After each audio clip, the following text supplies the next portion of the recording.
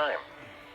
At 9:27 p.m. Central Standard Time, a severe thunderstorm capable of producing a tornado was located over Sisterdale, or 8 miles north Daphne, of Bernie, moving northeast at 25 miles per hour. Hazard, tornado and quarter-size hail. Kendall.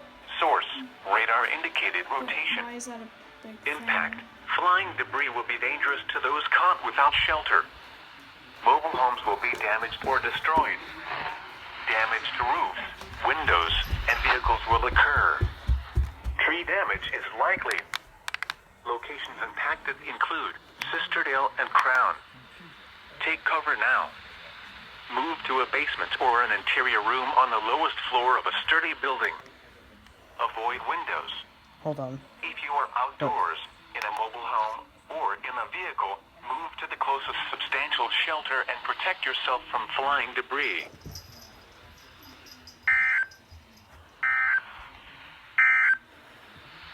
This is NOAA Weather Radio.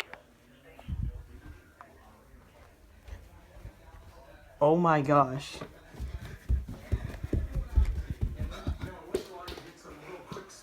Tornadoes in the shifting winds along the leading edge of this squall line. Earlier, we had a supercell north and a tornado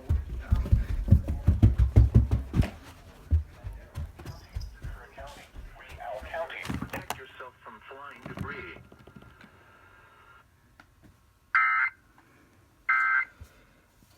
I missed it. Austin, Hey. Wow. Tornado warning.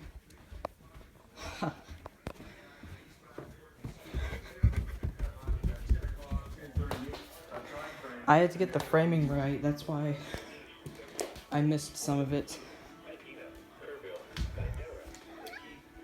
Aww.